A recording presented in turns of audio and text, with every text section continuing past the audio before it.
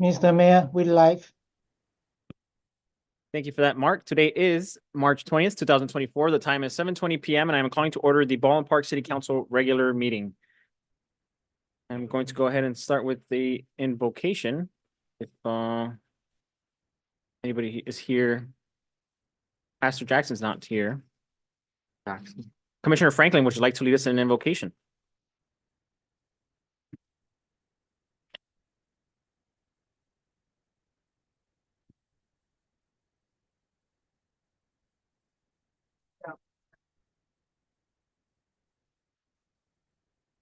Thank you. Let us pray. Heavenly Father, thank you so much for us being here today. Thank you for keeping us safe. Lord, we just pray a special blessing over our leadership here for the city of Baldwin Park and the community at large. Continue to be in the midst of our proceedings, Father God, and just bless all the families that are represented here. And we just ask that you continue to lead us in the way that you would have us go as city leaders. In your name we pray. Amen. Put your right hand over your heart. Ready, begin. I pledge allegiance to the flag of the United States of America and to the republic under God, indivisible, with liberty and justice for all.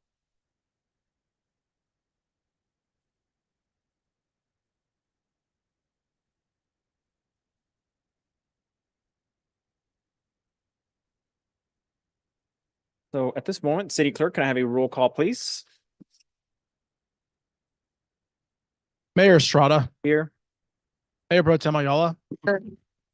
Councilmember Avila, Councilmember Garcia, Here. Councilmember Damian. Here. Thank you. Thank you for that, City Clerk. City Attorney, can you report from closed session? Thank you, Mayor. Earlier tonight, as part of the special meeting, the City Council recessed into closed session. All members were present for the closed session discussion. There were a total of 8 items on the agenda, with 7 of those involving litigation matters. Those are listed on the agenda. With respect to all those matters, the City Council provided direction to its special counsel and city attorney regarding those matters, and we have no reportable action. We also had a conference with real property negotiators concerning property adjacent to Barnes Park, listed as assessor parcel number 8550-004026. With respect to that item, the City Council provided direction concerning those negotiations and to staff, and we have no further reportable action. Thank you. Thank you for that, City Attorney. As part of an announcement, the City Council are also members of the Board of Directors of the Housing Authority and Finance Authority, which are concurrently convening with the City Council this evening, and each council member is paid an additional stipend of $30 for attending the Housing Authority meeting and $50 for attending the Finance Authority meeting.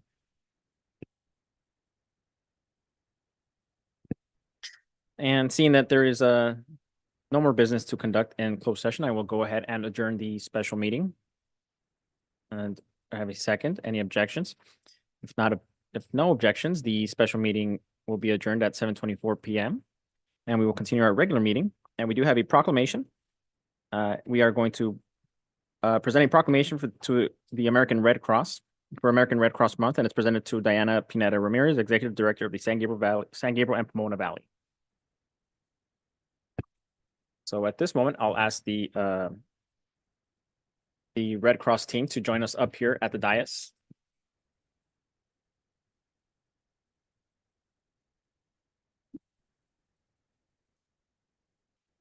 You're not Diana.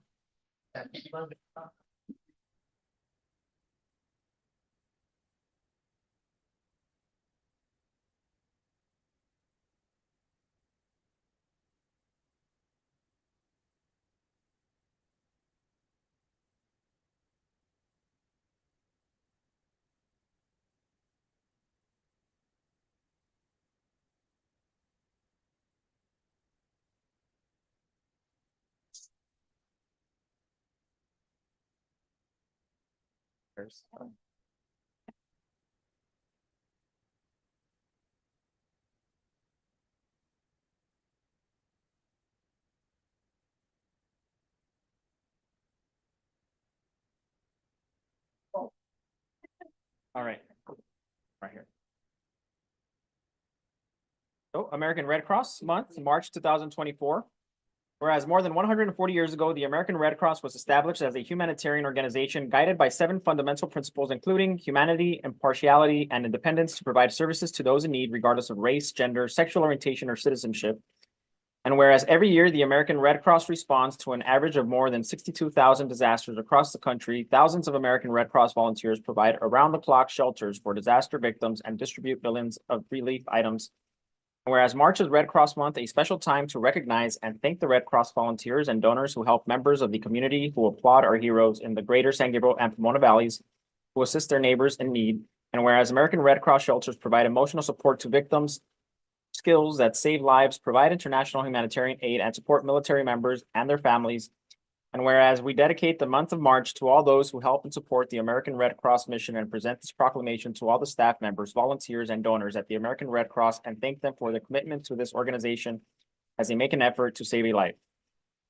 Now, therefore, I, Emmanuel J. Estrada, Mayor of the City of Baldwin Park, along with Mayor Pro Tem Jean M. Ayala, Council Members Alejandra Avila, Daniel Damian, Monica Garcia, City Clerk Christopher Sands, and City Treasurer Joanna Valenzuela, do hereby proclaim the March 2024 as American Red Cross Month in the City of Baldwin Park and encourage all residents, community members, and Americans to support this organization and its noble mission.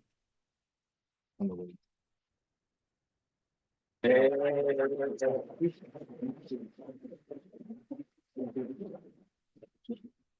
we'll take a quick picture.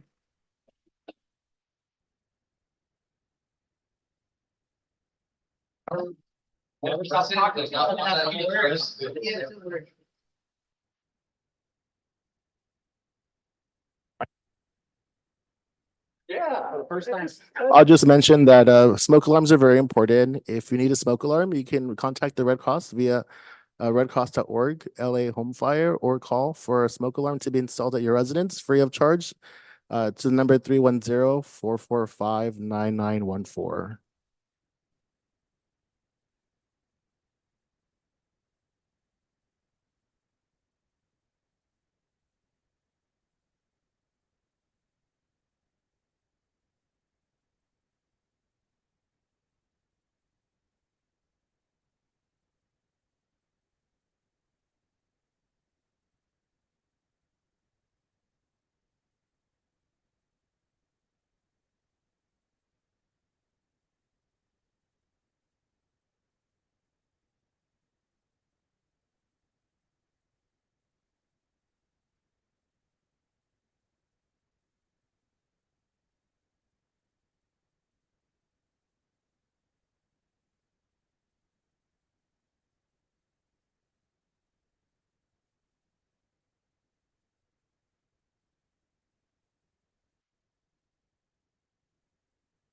All right, and we want to thank Ralph and the American Red Cross, San Gabriel and Pomona Valley organization for their continued partnership. We do continuously engage in partnerships, and I believe the American Red Cross helps whenever there's a fire in the city as well and providing aid to those victims. So very, very important partnership that we have here. And March is Women's History Month, and so we do want to mention that the American Red Cross was founded by a woman, Clara Barton, and so it goes hand in hand. So at this moment, we will continue on with our agenda.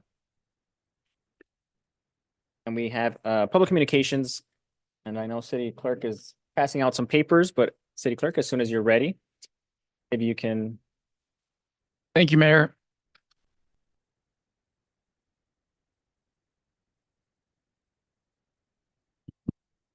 At this time we call Julie McCaslin from the library program.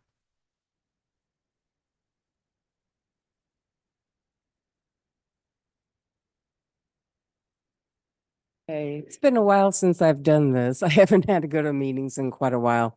But I'm taking the place of our community library manager, Irma Morales, today. She was out today, so I'm here to tell you about everything that's happening at the library right now. Since Irma's come, we have a lot more adult programs each month. And on the 27th, Wednesday, March 27th, she has the Baldwin Park Local History Club. So local genealogy, and that is from 6 to 7 p.m. Everyone is welcome. We have the LA County Probation Department doing a program on April 5th from 2 to 3 p.m. which I guess is when the kids are on spring break. And this is for ages 12 to 17. And they can come and decorate a LA County Library water bottle. We also have free tax preparation right now. And our next time that we have the tax preparation will be on Saturday, April 6th from 11 to 4. And people that make under 56,000 a year can come and have Cal Poly interns help them with their tax preparation. For myself, on April 2nd, I'm sorry, Saturday, April 6th, I am doing a solar eclipse program for the children. This is mainly ages 5 to 11. And we're going to be talking about the solar eclipse, and then we will be making a solar eclipse for them to take home. I don't know if anybody can see the picture.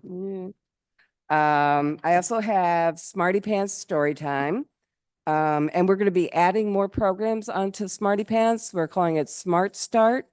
And so we'll have Smarty Pants, we'll have parent cafes, we'll have 2-hour seminars twice or 4 times a year where the children and parents can come and play together and learn how to play.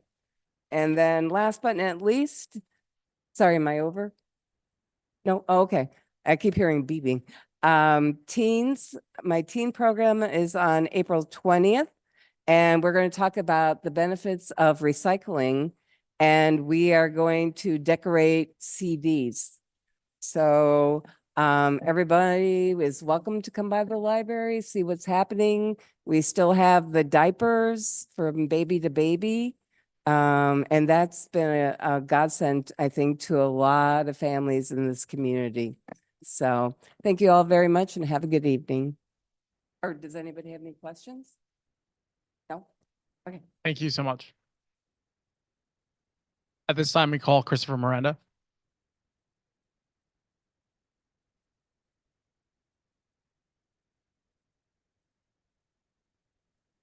Evening. So I wanted to come here and talk a little bit about what I do.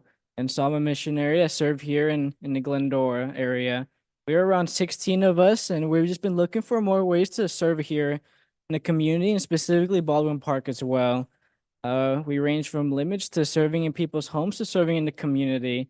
For example, that library that she mentioned, or anything else here in Baldwin Park. Any city-made services like cleaning up streets, doing some yard work, or if anyone here knows of anything like that, we're just trying to find more ways to serve. We can get around 2 to 8 people, and we love to, we wrote our information there. We love to keep in touch and just find more ways to get more connected with the community here. And we also want to introduce a website we have called justserve.org.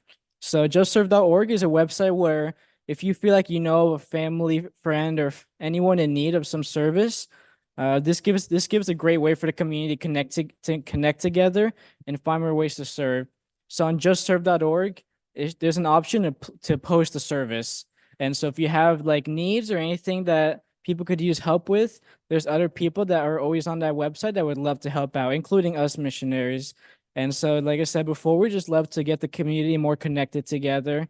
And if you could reach out to us and just let us know, because our purpose here is to help serve others with all of our heart, might, mind, and strength. And we know that as we're given this opportunity, we'll be able to help the community just have more of a lending hand to help soften hearts and help just bring some joys and smiles into people's hearts.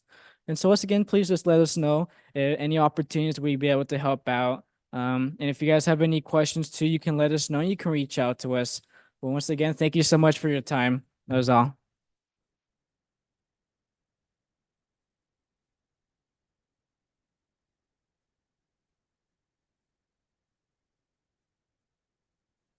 Next, I call Lisa Pena.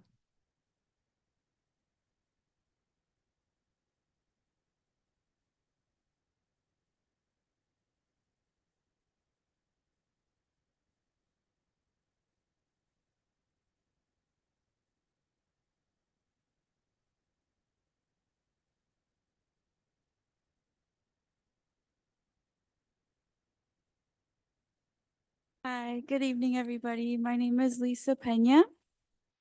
Um, It's really nice to see that the city of Baldwin Park is making a lot of efforts to have a positive impact on their community. I know a lot of the local events that you do are really nice, and then I appreciate you having the speaker of the American Red Cross. I know that it shows a lot of empathy and that you all have good hearts. I just wanted to talk today about the ongoing genocide that is going on in Gaza. And I actually handed out to each council member a copy of ceasefire resolutions that the city of Pasadena actually signed just 2 days ago. That was drafted by the mayor of Pasadena. And I also added another template drafted by the community. If the council members and the mayor would like to look over it and just see if it's something they would look for, be able to add to the agenda for the next meeting. Also, if there's any verbiage you might want to change, it's okay. It's just so you guys can look at and take into consideration. Everybody in this room has seen the tragedies of the constant bombardment of Gaza. We see it daily on the news, on social media, and on the decline of the stock market. We are constantly reminded of the ongoing murders of more than 30,000 Palestinians. You cannot turn a blind eye to the mass violence that is happening on the Gaza Strip. Some council members might wonder whether this issue pertains to Baldwin Park City politics, and the answer is yes, because the council represents its citizens. A majority of the Baldwin Park citizens want to see a ceasefire in Gaza. I know I'm the only one here right now because there's another meeting going on at the same time, but we will be back in larger numbers. That's why I just wanted you to have the templates ahead of time, just in case you might want to look into that. On many different agenda items, council members have sought out advice and guidance from successful neighboring cities. 77 U.S. cities are calling for a ceasefire in Gaza as of March 19, 2024. 18 of those 77 cities are from California. I urge Baldwin Park council members to consider adding it to the agenda and finding inspiration from these other cities. These other cities include San Francisco, Long Beach, Pomona, Santa Ana, Montebello, Oakland, Laguna Beach, Ojai, Davis, Richmond, Brentwood, Madera, Folsom, Fort Bragg, Cudahy, and also recently Pasadena. So if you could just please take some time to look over the templates or the two different ones that I gave you, one by the mayor of Pasadena and one by the community. If you could just maybe discuss the verbiage and considering adding it to next meeting's agenda. Thank you.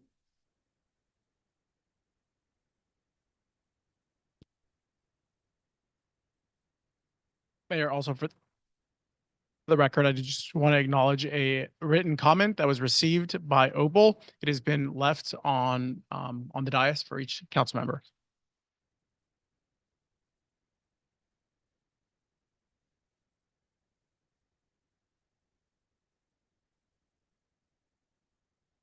Next, I call Kiana Martinez.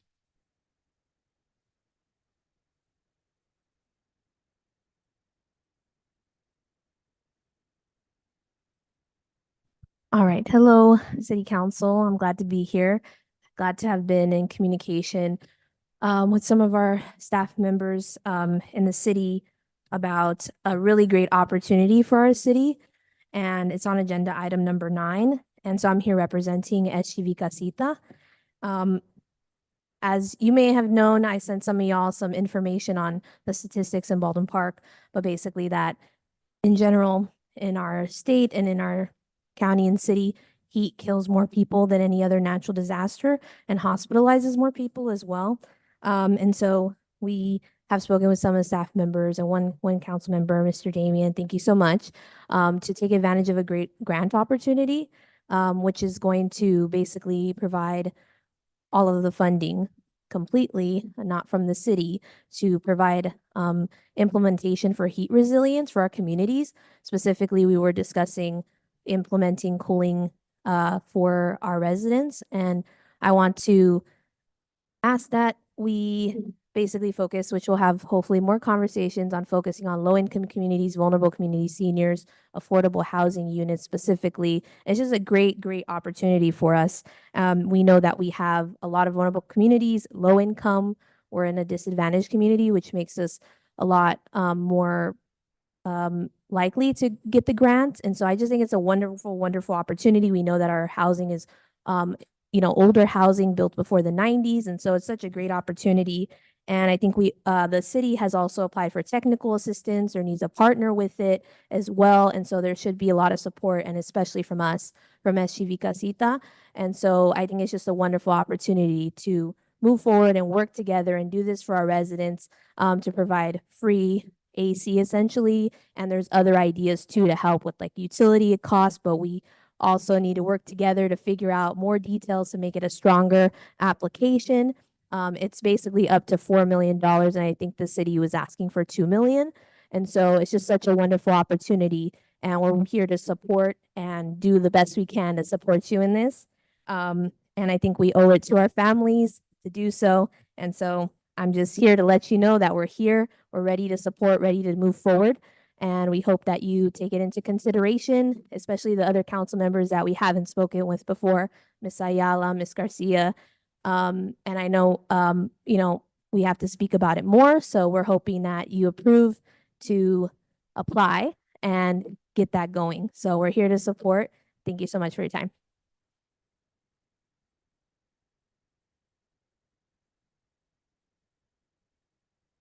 Mayor, that wraps up all requests for comment received. Thank you for that, City Clerk. So at this moment, if you didn't fill out a speaker card and you would like to make a comment, now is your time.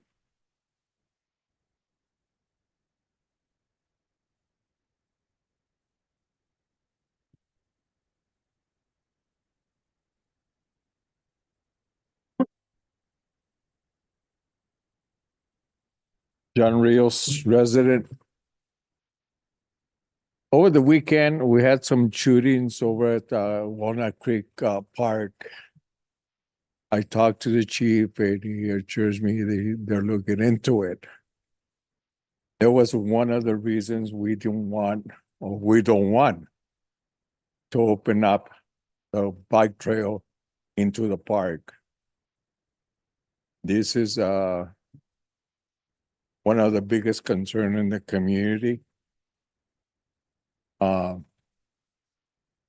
But other than that, I talked to Anthony from Public Works and I showed him, and he responded by responding for the Public Works to pick up the trash that's around the city. Closer to Kaiser Permanente, which we have a lot of traffic going back and forth. I don't want the city to look like a trash van. They responded. He responded to with some sidewalks. They are buckled up. And I've talked to the people where they're at, and they said, we've been complaining for over a year. So it was some that Anthony responded to it. And he's looking into it already. He already talked to his crew. They're going to take care of that because we don't want another lawsuit for the city. That's one thing that Public Works does have, to Anthony especially. I talked to Sam unless Anthony doesn't call me, but I already talked to Anthony and he's taking care of it,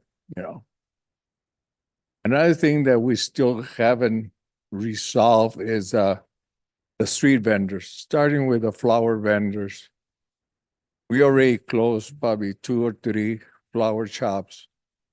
They left because they cannot compete against the street vendors. I don't know what, Ron, you're doing about it. I know you get your guidance from the higher up,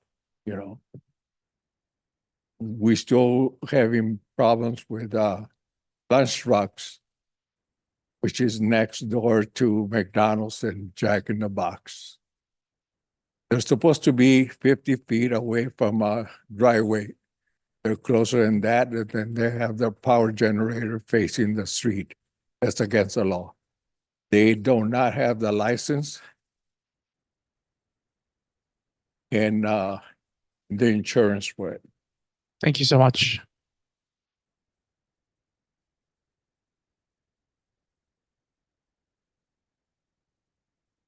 Buenas noches a todos, me llamo Abel. Ahora, pues lo mismo de siempre, a veces dejamos caer la ciudad, a veces la mejoramos, pero veo que dando vuelta en la ciudad y veo mucha basura, toda la Merced está llena de basura, ya tiene tiempo ahí, y el que se encarga de eso, que lo haga porque se ve feo, porque se ve. Yo tengo las fotos de todo donde saco las fotos, las mando y yo las dejo ahí por un mes y veo que no las levantan la basura. Y hay que echarle ganas porque aquí en el freeway otra vez grafiti y dicen que no pueden borrarlo porque no le pertenece a la ciudad. Si dejamos el grafiti allí 2, 3 días, llegan y se emocionan y siguen escribiéndolo. Entonces ya tiene un mes ahí y no lo borran. Se ve feo, grandotas las letras. Es una tontería eso que estamos dejando eso allí. En el freeway, por mi negocio, por acá, por todos lados de grafiti. Al final de la Merced, allá hasta el fondo, ahí tiene años ahí que no se borra. Hay que hacer recorrido de vez en cuando. Sam, eh, todos ustedes tienen que echarle ganas porque es muy duro para nosotros estar vigilando que no limpien, ¿verdad? Para aplaudirles un poco que está bien todo, pero no estamos mejorando, debemos caer la ciudad. Hay muchos homeless, vendedores, que no hacemos nada al respecto. Y también ahí en el súper, ahí creo que estamos haciendo un buen trabajo. Mr. López, gracias. Están sirviendo bien la policía y por ahí no hay problema, pero los demás lados van a echarle ganas para que veamos la superación que hay, porque estamos viendo alrededor qué pasa y si dejamos eso, la ciudad se va a ir deteriorando, cayendo. ¿Ok? Es todo, gracias.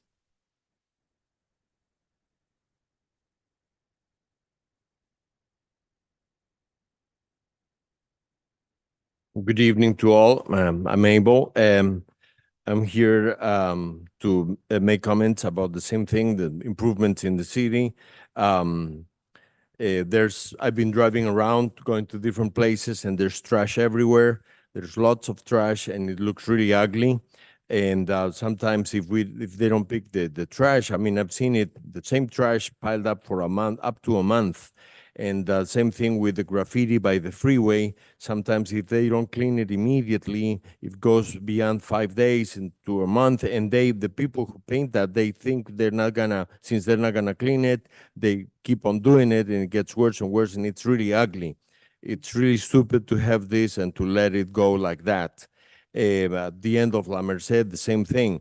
You guys gotta go on rounds and inspect everything. Some you have to work hard for us to clean, and we're not improving, and the same thing with the street vendors. This is an ongoing problem. And the trash, Ron, you need to put more effort into this and look into this, or else the city is going to go down. Thank you.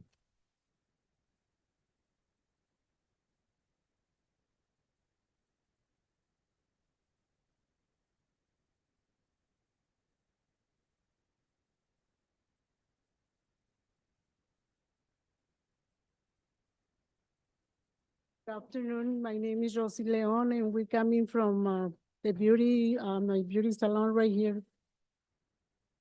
Here in Baldwin Park in Ramona, my business is there, and we came before like a month ago to complain about the miss and the homeless in there, and I just want to say thank you for helping us. It's been approved. Over that, we thank for the police too. They come and check it out now with homeless in there. They still go and sleep, but it's been approved. It's been improved in there. So I just wanted to say thank you for your help. Buenas noches, mi nombre es Jamie Martínez. Hace como 2 meses venimos del grupo que estamos ahorita. Ahorita son otros diferentes también que hoy nos acompañaron y venimos a darles las gracias porque venimos a pedir la ayuda para retirar los homeless. Pero nos dieron muy buen resultado por un tiempo y ahorita como que quieren volver a llegar. Es menos de lo que estaba antes. Pero les venimos a dar las gracias a todos ustedes, al joven Manuel, al señor Abel que nos asiste mucho cuando le hablamos para que nos ayude a llamar a la policía por asistirnos, a la policía, al señor Alex Barrios, que es el policía que también nos dejó su tarjeta, y a las que están en la oficina por ayudarnos y atendernos. Muchas gracias y también les pedimos de corazón que no nos dejen todavía solos porque todavía estamos batallando con ello. Y muchas gracias y buenas noches. Good evening. My name is Jenny Martinez, and we were here about 2 months ago with the same group. Some people are different. And we're here to tell you thanks for the assistance you gave us with the homeless situation.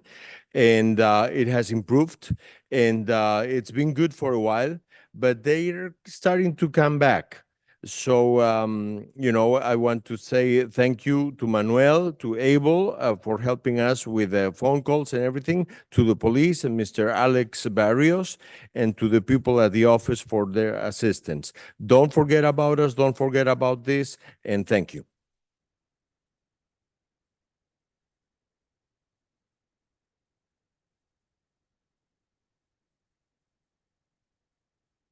Good evening, Mayor, Mayor Pro Tem, council members, city staff, and community.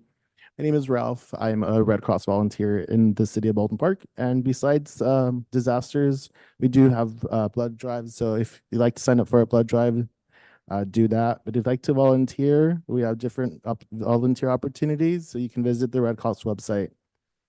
As president of the Valley County Water District, we do have scholarships available for graduating seniors in the Valley County Water District. You can find more information about the scholarships at www.vcwd.org/Aqua Academy. Submission deadline is April 12, 2024.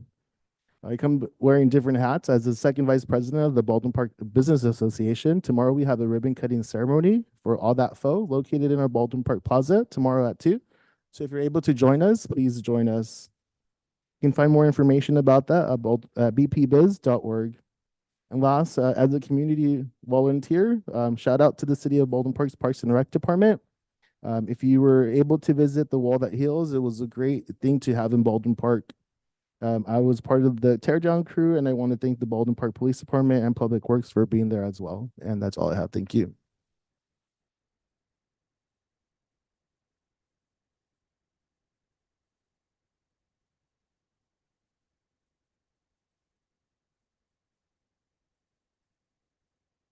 Hello, everybody. My name is Erendira Chavez. This is actually my first meeting, so I'm excited to be here. I am currently the Early Childhood Education Policy Council president, and I wanted to bring up a concern that was brought to our attention today. There's a cross street with Walnut and Olive.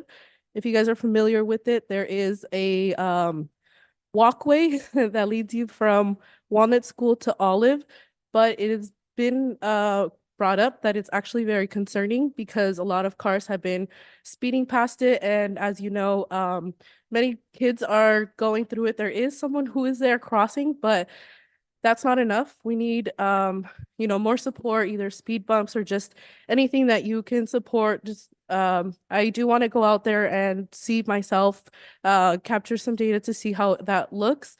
I do want to mention this because this is going to affect our kids and our parents. Based on what was brought up to our attention today, was that there has been many almost incidents happening, and we don't want it to occur where a child has been hit, parent or anybody in that little crossway. I myself have seen many times where cars just speed by, and it's very scary to go through there. We have many little kids. We have an elementary school and a middle school there. We just want to avoid risking anybody getting injured. If there's anything possible that, can happen. I know, Ms. Ayala, you are part of Walnut as well, so you understand what that looks like. If possible, just take a look at it, see what we can do. I will be here next month to hopefully hear some sort of progress, a plan in place, just so, we can, make sure that our kids are safe no matter what. That's it. Thank you so much. I appreciate the time.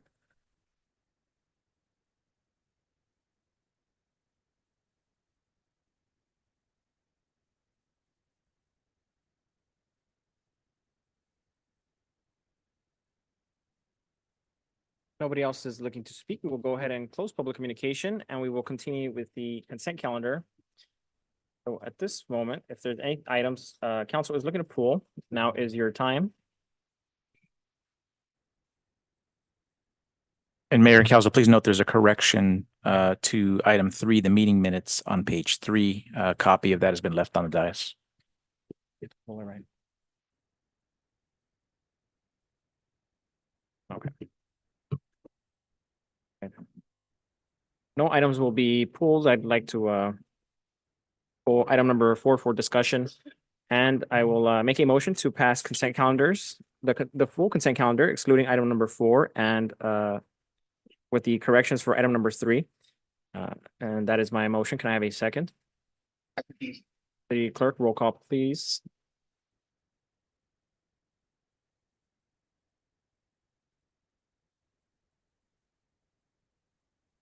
Councilmember Avila, Yes. Councilmember Garcia, Yes. Councilmember Damian, Yes.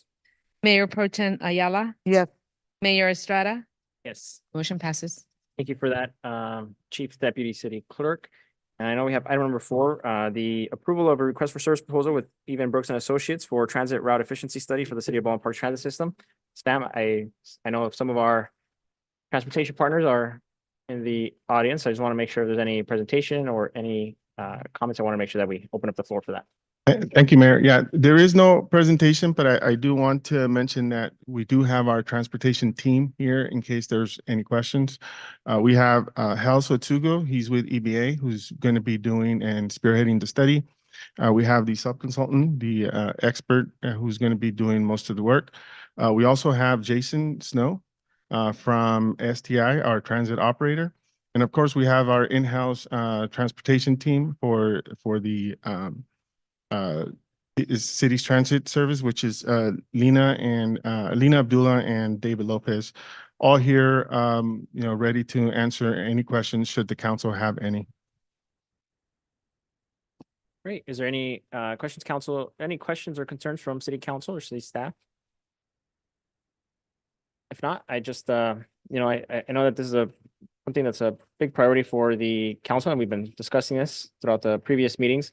But I just want to, I also want to just ask about I don't know if it's in there, but, looking at other cities, their public transit fee to ride their buses are about 50% of what are ours.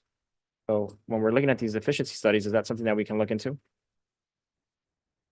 Absolutely. Yeah, it's part of the service proposal. Okay, great. I just wanted to double check. And then not related to this, but in general, when you look at the Baldwin Park City website for public transit, there's barely any other information other than the title of the services that we offer. And so I want to make sure that, people can look up, what Dial-A-Ride is or public transit and what the cost is, how to schedule, who to call, and information about that as well. Absolutely. We are definitely working on a solution for that.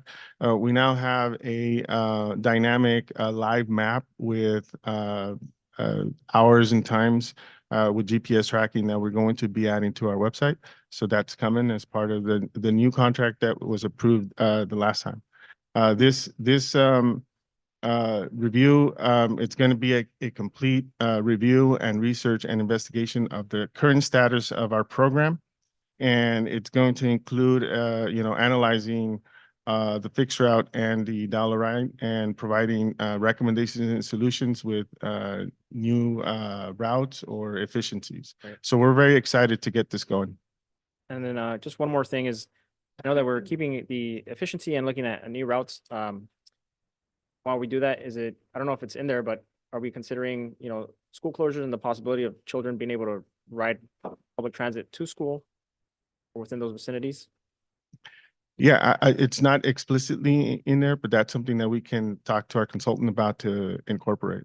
Yeah, because I think that would be, I know that the school offers school buses, and I know that sometimes, that the stops where they aren't always favorable to every single student, and I think that can not only help, attendance, but also just us aiding the students as well. Okay. There's no questions or comments or concerns.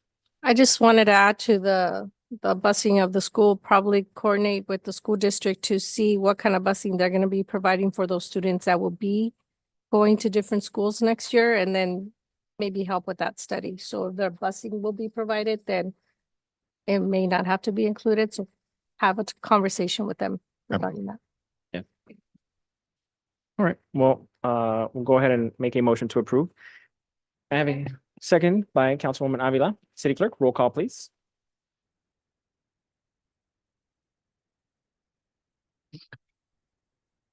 Councilmember Avila, Yes.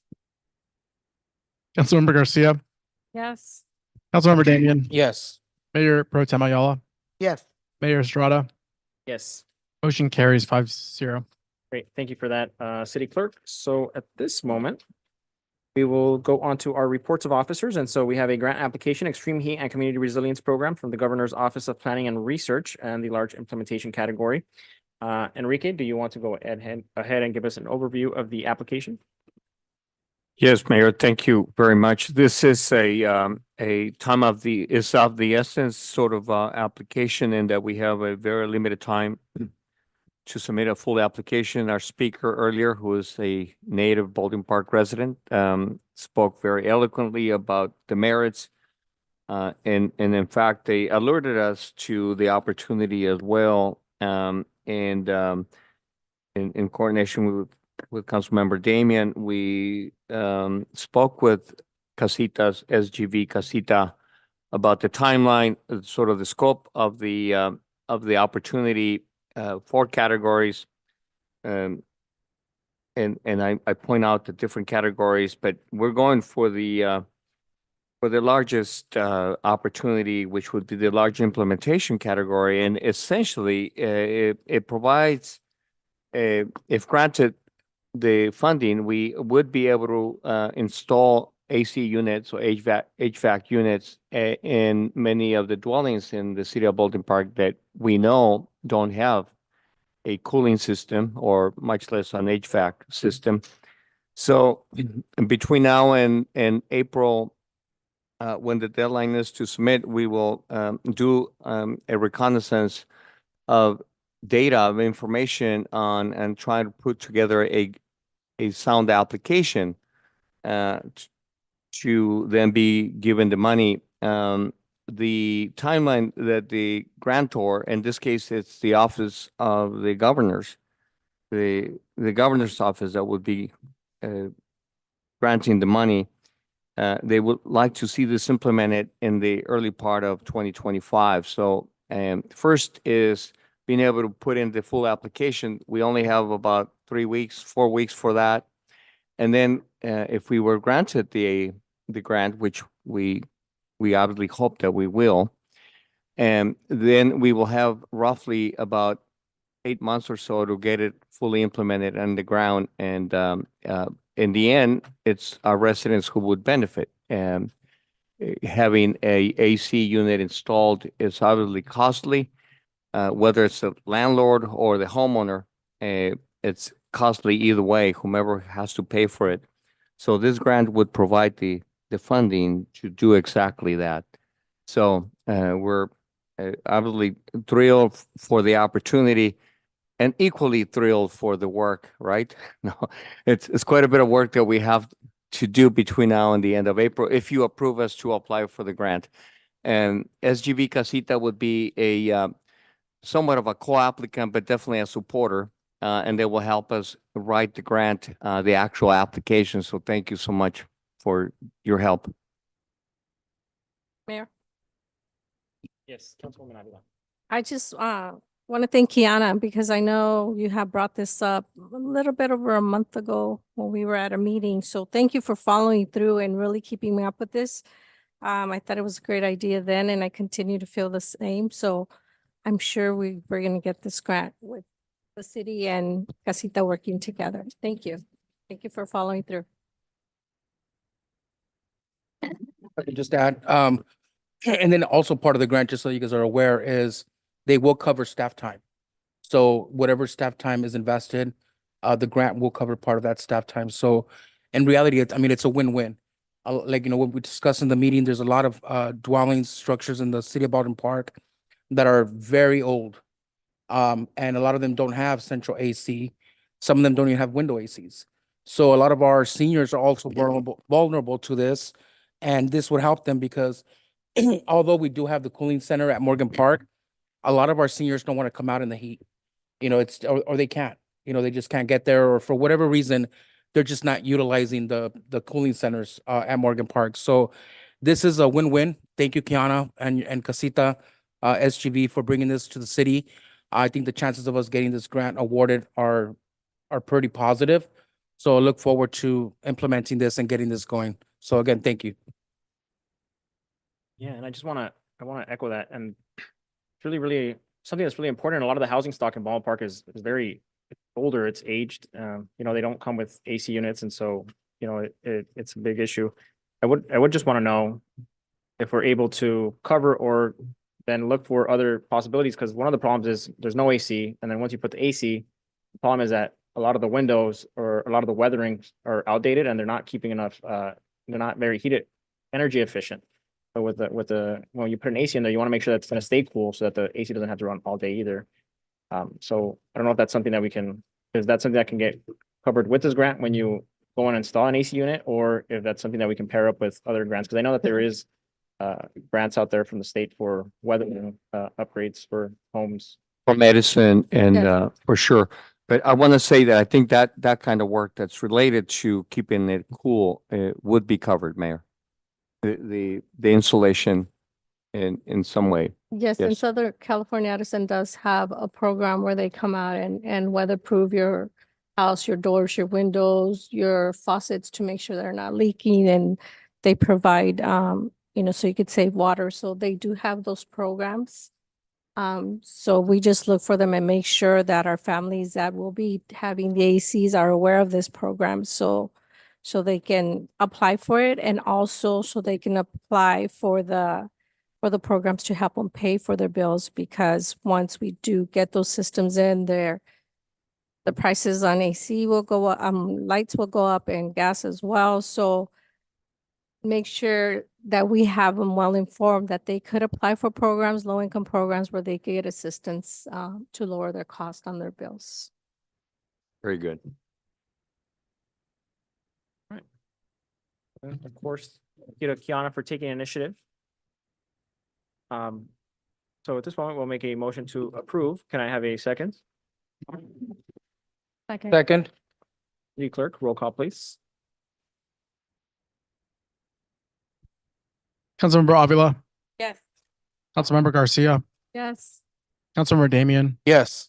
Mayor Pro Tem Ayala, Yes. Mayor Estrada. Yes. Motion carries 5-0. Great, thank you for that, City Clerk. Item number 10, appointment of interim housing commissioner by selection in order the applications were received.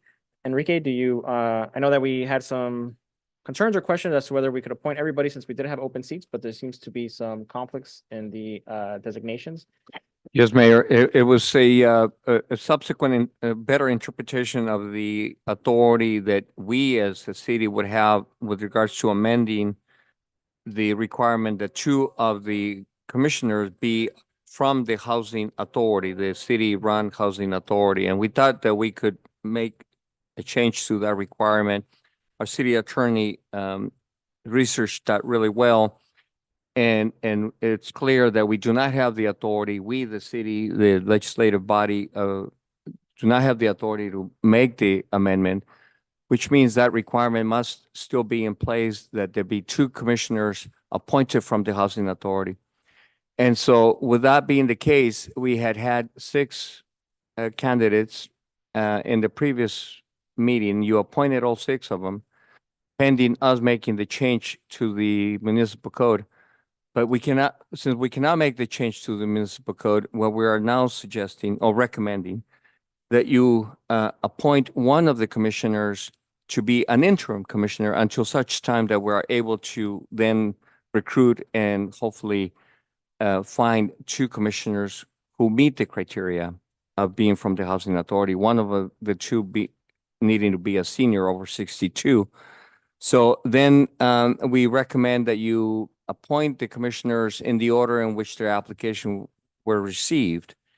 And if you follow that order, then the last person listed on the report would be appointed as interim.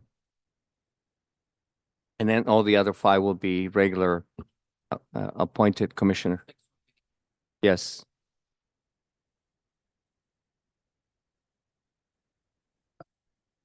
You need a motion?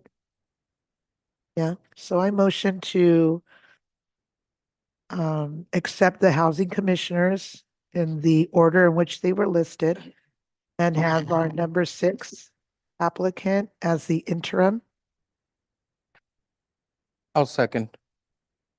City Clerk, roll call, please.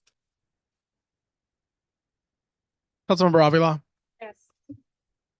Councilmember Garcia, Yes. Councilmember Damian, Yes. Mayor Pro Tem Ayala, Yes. Mayor Estrada. Yes. Motion carries 5-0. Thank you for that, City Clerk. At this moment, we are at the item 11, and you just heard it. Accept and approve plans and specifications and award of a construction contract for city project number CIP 20-31 and CIP 20-35 traffic signal and rail crossing safety improvements at Pacific Avenue and Bogart Avenue. Pam? Thank you, Mayor.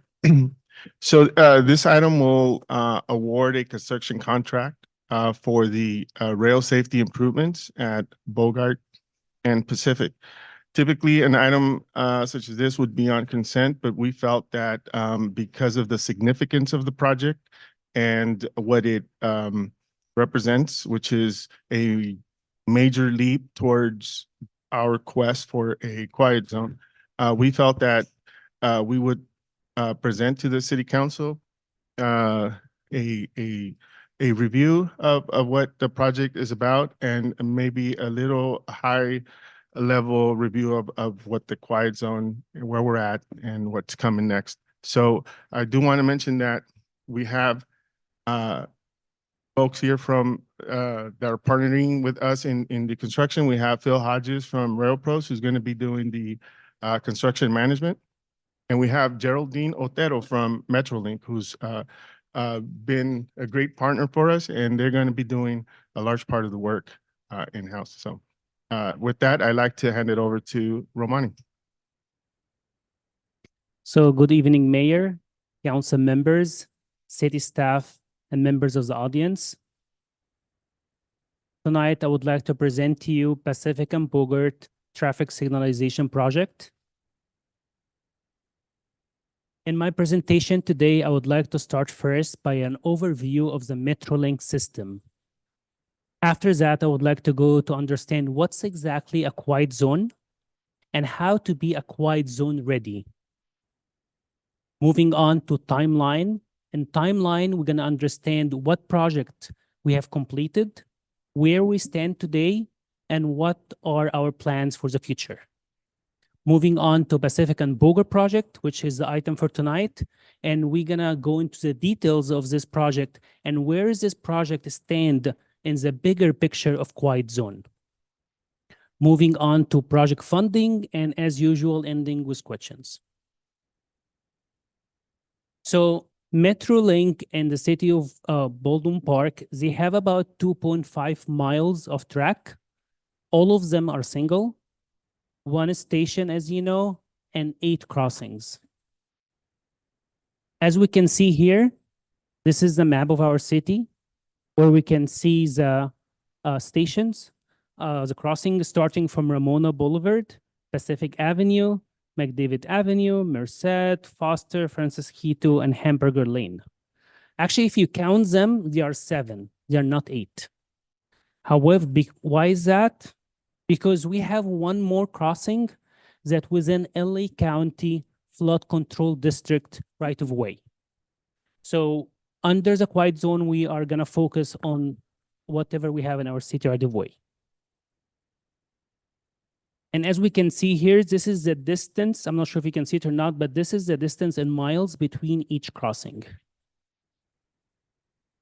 All right, what's a quiet zone?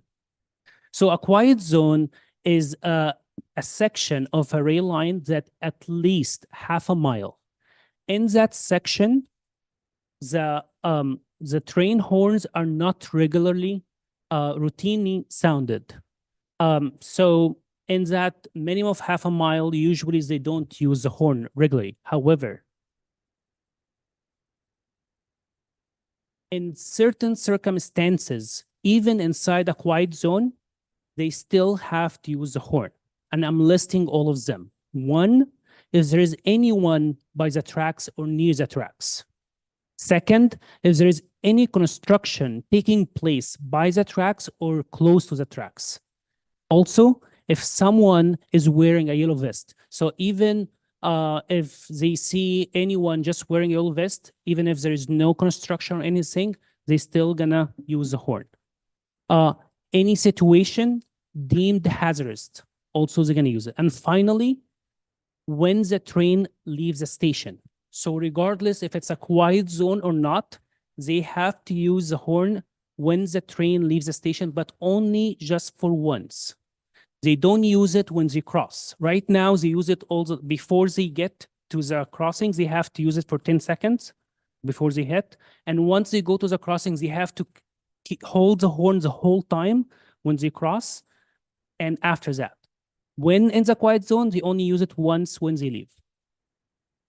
So after we got understood what's a quiet zone, why in our city right now we don't have quiet zone?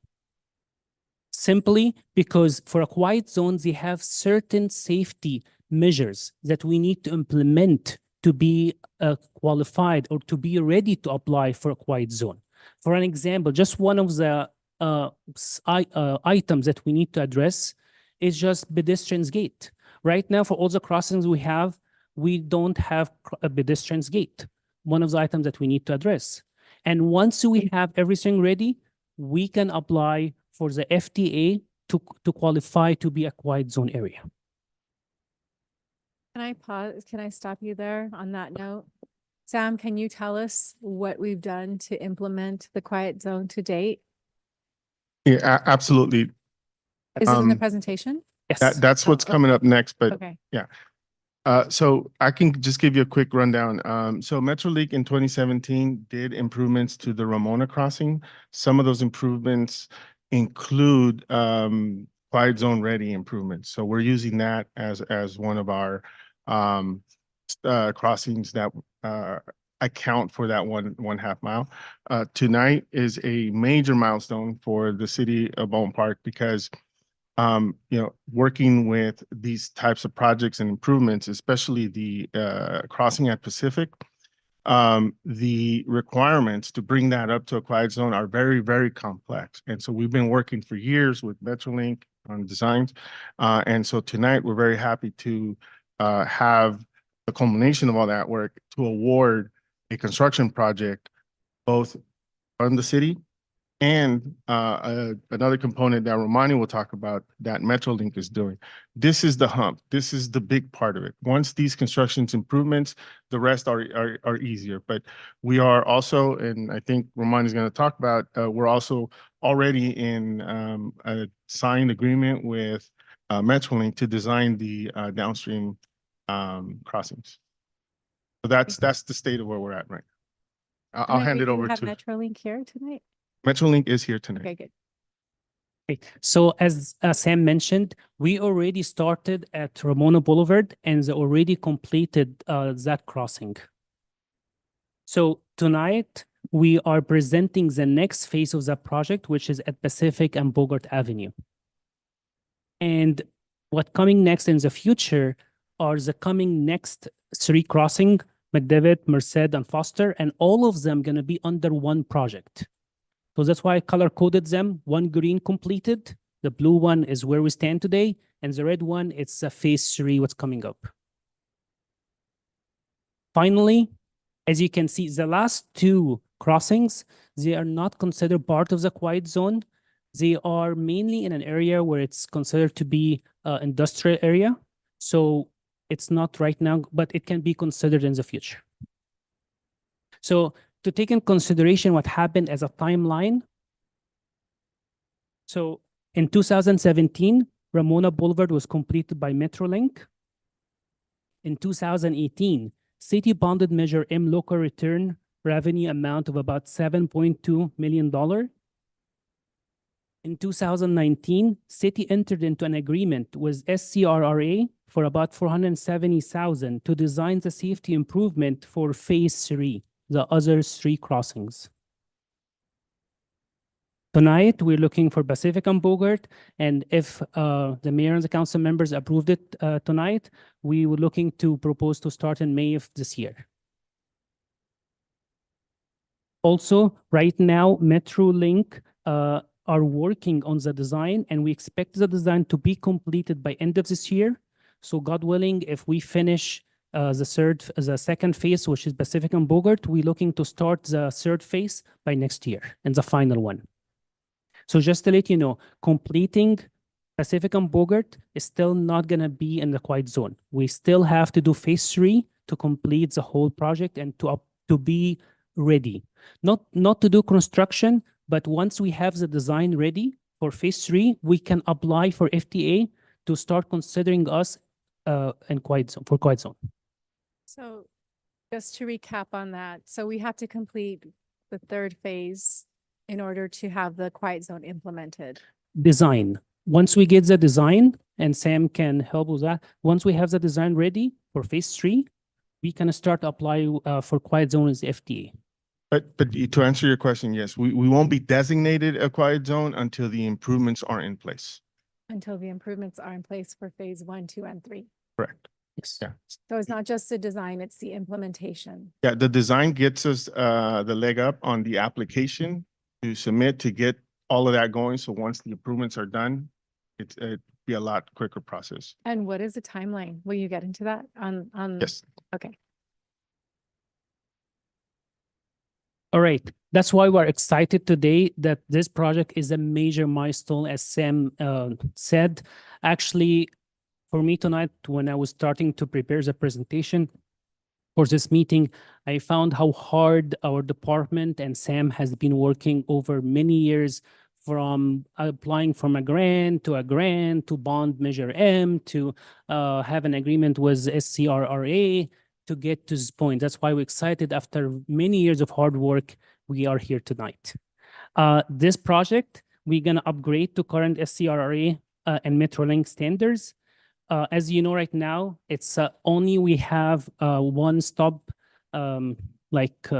stop sign at a Bogart. It's not safe to use it, especially if you want to make a left turn. So changing that to a traffic signal will improve the safety of that intersection. We also gonna include the pedestrian gates. We're gonna do cold mill and overlay of existing pavement, and finally upgrading to ADA standards. All right. Finally, is the fun part where we have the money and the numbers. Give me 1 second before you get into the funding, because I asked a question about timeline of when those improvements would be implemented. So, as I mentioned, Is it coming up? no, we already went over it here in this slide. Here as the last point. So we are looking to start in 2025. Or Construction. to start, right? To start the construction, but as Yes. far as implementation, what is projected? What is the timeline for implementation? So as Romani pointed out, the first thing is to get those crossings designed, which we expect to have that done by the end of this year. Okay. And then we that- can submit for the application at that point. And then submit the application.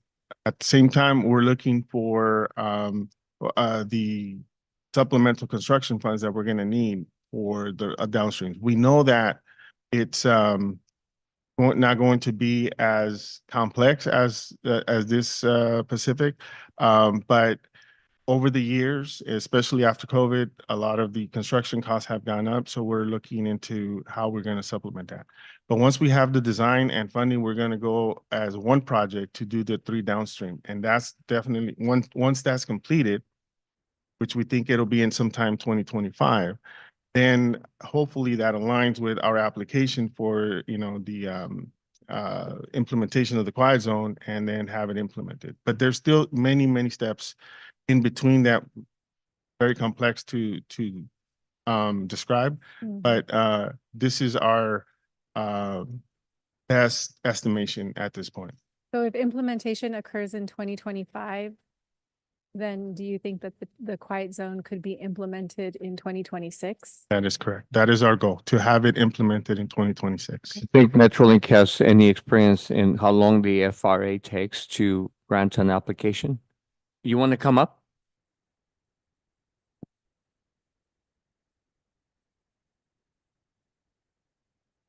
Evening. My name is Geraldine Otero. I'm a railroad civil engineer at Metrolink.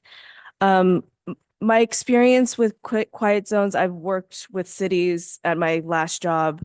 It was probably 6 cities that created a huge quiet zone.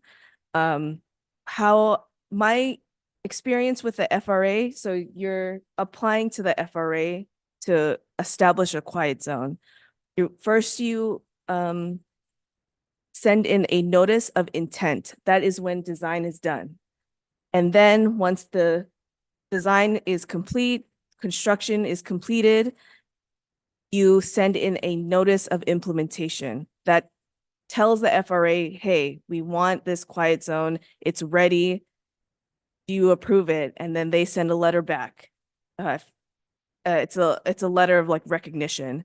And then once that's done, with this, once the construction's done, it probably takes maybe like 2 to 3 months because it's just paper at that point. The construction is the hard part. I don't think it'll take a year to after construction is completed, but I don't know how long the downstream construction will take. But after that, a track bulletin will come out, and that tells all the conductors that come through the area that City of Baldwin Park is a quiet zone, and then it's done.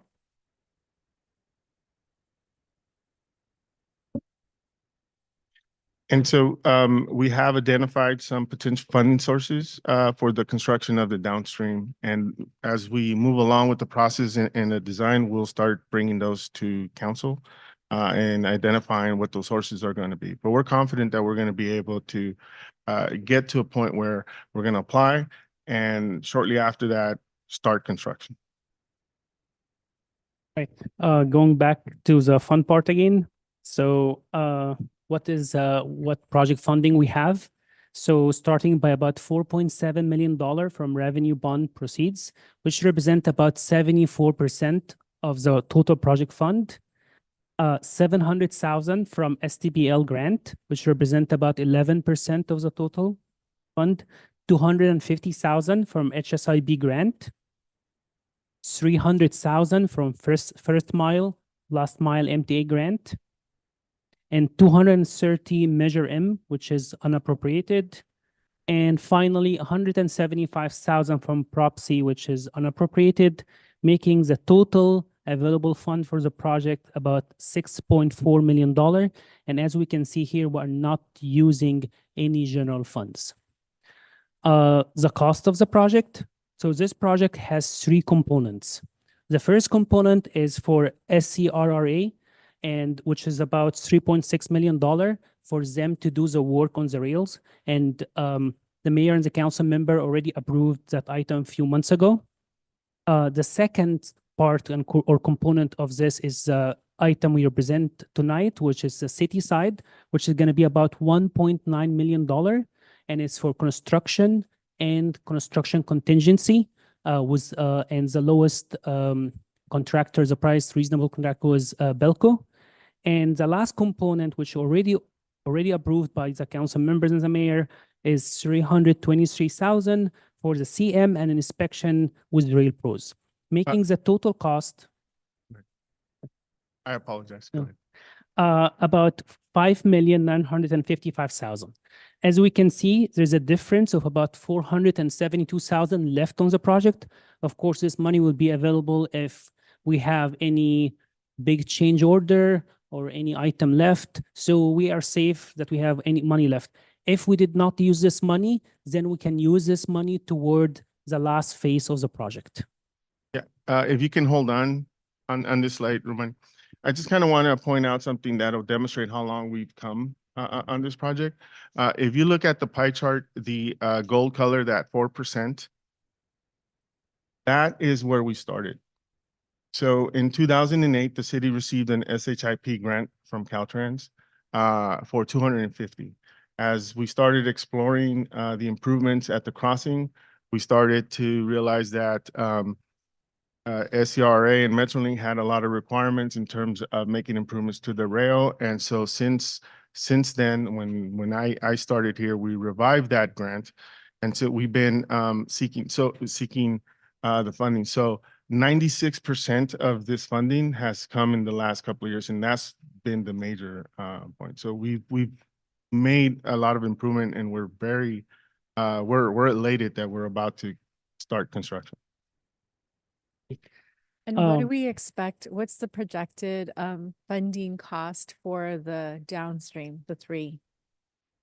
So originally that was around $3.5 million. We think that that's more like around $4 and $5 million. So we're seeking grant opportunities, and there is a balance that we have in our federal surface transportation funds that we've been setting aside in anticipation of that project.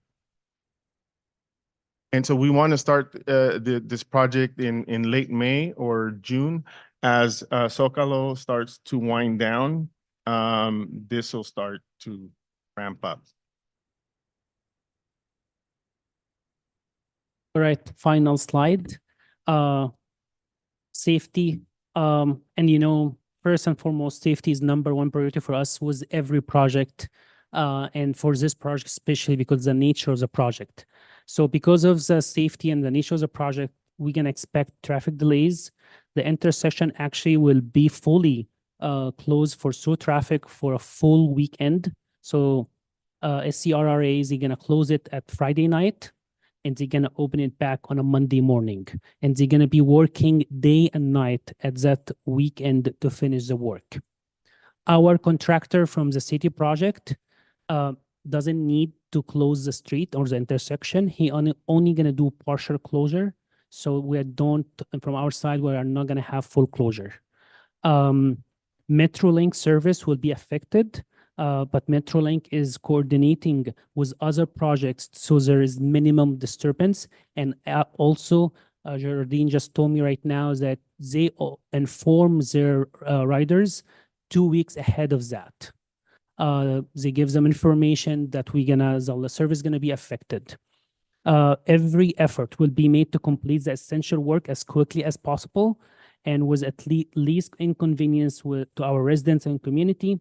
Final thing, and we end this presentation, is social media and outreach. From our side, we gonna do a lot of information, like prepare a lot of flyers, posts on our city website, on Facebook, on the social media, way ahead of the project.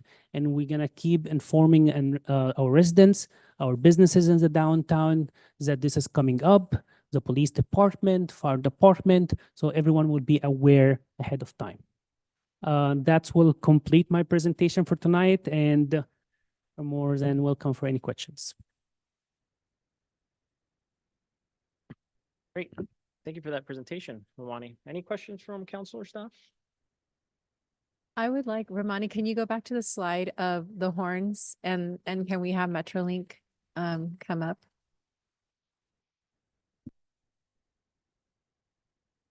This one? Yeah. So the horn will sound, can you come up? Are Metrolink? Yeah.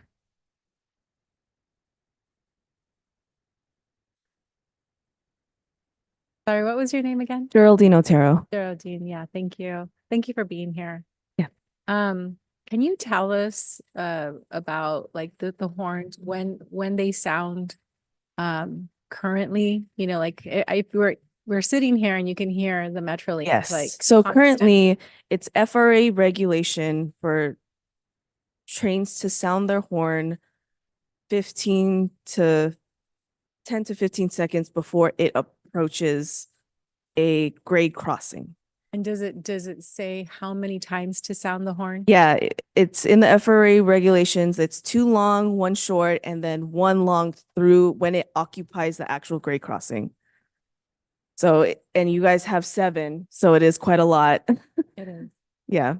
How can we get a copy of the FRA regulations so that we can? It's on their website. I can send it to Romani. We could provide that. Yeah. Okay, that would be helpful. Yeah. So, so that's approaching Approaching, yes. and then leaving. Leaving, no. Leaving, it's just when they occupy, when the whole consist, which is the whole train length, is in the grade crossing, that's when they sound the horn. And once it's done with the crossing, there's no train horn. As it leaves the station, Oh, as it leaves, Yeah. yeah. So when it leaves the station, it's just a honk. Just one. Yeah, Okay. it should be. it's a long one. Yeah. Okay. Yeah.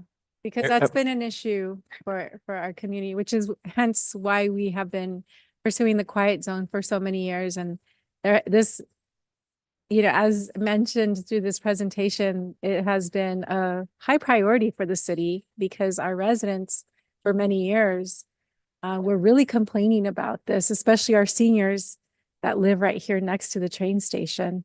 And I think they were able to get some mitigation through, dual pane windows or things like that. But even it's excessive. It really is excessive. Yeah, I understand, but it is an FRA regulation. It's the federal rule and it's for safety reasons and stuff like that. But I understand the city is really trying hard to pursue this quiet zone. So for many years, yeah. And that's the basis. It seems like more excessive these days, probably in the last couple of years. Well, I will say it does. A train conductor will also sound when there's people on the right of way. So if there's vagrants or something like that on the right of way, they will sound the horn as well. So. Okay. Well, thank you for being here. And we'll take a look at the regulations and, we just want to make sure that there's compliance with the regulations and it's not more than what is needed. It is what is needed, but not more. And and I think, like you pointed out, the reason why we hear it as much as we do is because of the multiple stations within our city. But I've shared with our city manager that this is becoming an environmental justice issue in my mind. With the noise pollution and the disruption to our residents very early in the morning, 4:45 in the morning, down to really late at night. And I remember speaking with seniors even in 2011 about how this was driving them crazy. And here we are 2024 and it's even more excessive. So I agree there's a compelling case for us to have the quiet zone. And that's why, thank you, Sam, for carrying that banner in Public Works. And it's, necessary, but meanwhile, we'll take a look and make sure that there's compliance with the regulations and, we're doing the best that we can for our residents too.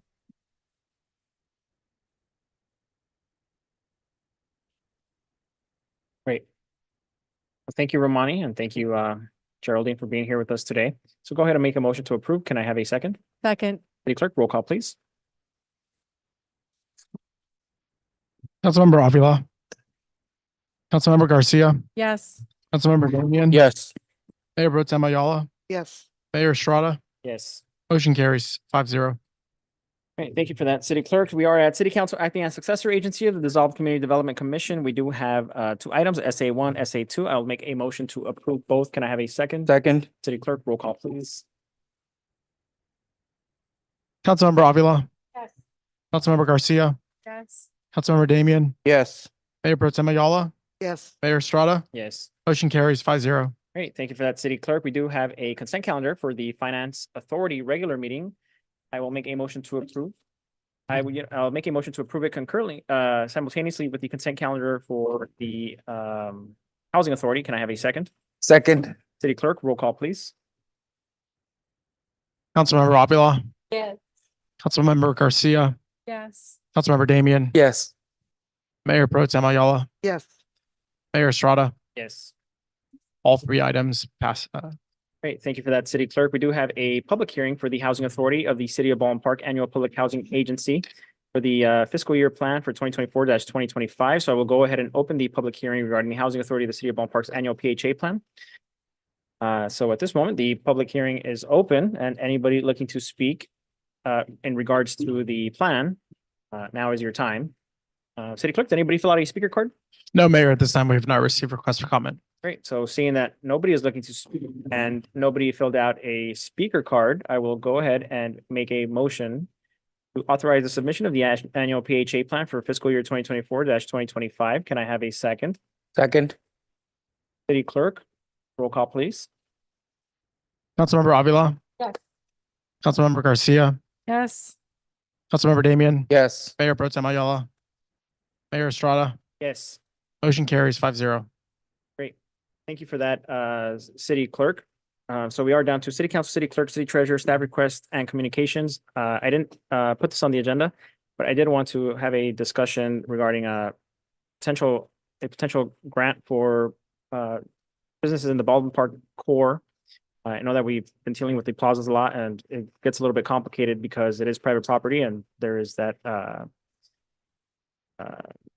it relates to them and their property manager and what action they're willing to take. But I think a good example is the Yum Yum Donut on Baldwin Park and Francisquito. And so Baldwin Park and Francisquito, that Yum Yum Donut was an issue for a while. You pass by now, they lit it up and no longer the issue that it was before. And so I think that we have a potential opportunity to help our businesses in the downtown while simultaneously helping them integrate into the downtown feel that we're trying to go for with Zocalo, where we can help them become well lit and improve safety and visibility, which I think is very important for a lot of these businesses as we look to develop our downtown. I know that but I'd like to give direction to staff to find a way to fund this, whether it's So review grant opportunities for. Yeah. Any discussion from council? I was lost. They're going to bring it back staff report? Yeah, well, they have to set up a Options? whole Okay. process. Perfect. Okay, Yeah, great. Yeah, I'm support. Great. I was just a Councilmember little Damian, lost. you, anybody else? Councilmember Damian, you have the floor. Thank you, sir. So mine's seeking a consensus from the council colleagues to direct CEO and the city attorney to present the city council an amendment to ordinance number 1457 to revise the contract authority of the CEO inclusive of the associated funding authority from 24,999 to 50,000. So I originally was the one that brought it to bring it back down from, I believe it was 125 at that time to 2499. And it was mainly just to get things kind of under control within the spending. I think that staff's done a great job with trying to keep spending to a minimum. With the cost of goods going up, and we just saw on item number 7 where you guys needed to come bring that back for authority. It does delay some of the projects, so I am aware of that. And I know it kind of drives you guys crazy. So I think it would be beneficial if we do increase it back to 50,000 to give the CEO authority for that. But with that being said, I will be looking at the warrants and demands to make sure that we're not just spending these $50,000 just to spend them, especially on consultants. So, but no, I just want you guys to know that, we're still going to be looking at the spending, obviously, right? It's just my nature. But I do also understand that there are some items that you need to sign authority for 50,000, Enrique, so no te me vayas a volar. But I think that if you guys are okay with that, they can bring it back and get that approved. Mayor, Yes, I'd Councilmember. just Khan. like to ask Public Works to look into the graffiti on the freeway areas. And I know we do our best to clean the graffiti in our city, but we can't get into those areas where Caltrans. If you're not getting a response, I'm asking that you please reach out to the senator and assemblywoman to get their assistance. I know we had to do that in the past and it was very effective. They should be responding because it does look terrible when you drive by, not only over here by where Able Shop is, but over there by Kaiser, all those areas where there's a lot of graffiti and where the homeless are in the area of the Caltrans area. So again, if they don't respond, please reach out to the senator's office and the assemblywoman's office for their assistance so they can get that cleaned up, please. Also, Mention Kiana, thank you. Thank you for bringing that item up. I'm looking forward to that passing. And let's keep on looking into that parking lot where the beauty salon is to keep it clean. We just did a walkthrough with the chief and Enrique not last week on your birthday. And we walked through that area and they are very thankful, but we do need to do a lot more. But let's make the owners of the properties, I know several owners, responsible and make them accountable for the way they keep up that area, please. Thank you. Okay, any other council question, comment, concern? I have one more comment. I know we heard during public speaking, the early childhood for that crossing from Walnut to Olive Middle School. So I've seen when I live by that area. So I've seen when the cars speed by there. So if we can, look into what it is that we can do with some flashing lights, maybe even look into the speed bumps, because it is very crucial, especially right now, these people are just driving like crazy. And the last thing we want is to hear that one of our kids got hit or something. So if we can look at that way, when she comes back, I think she said in a month from now, we can just give her an update, let her know that we're looking into it and what we can do for that. I think the flashing lights that we have on Francisquito by Sierra Vista, those are very effective. The minute you see those, everybody stops and kids cross safely. And that street is probably just as wide as Francisquito. So that would be a good option to do as well. Mayor?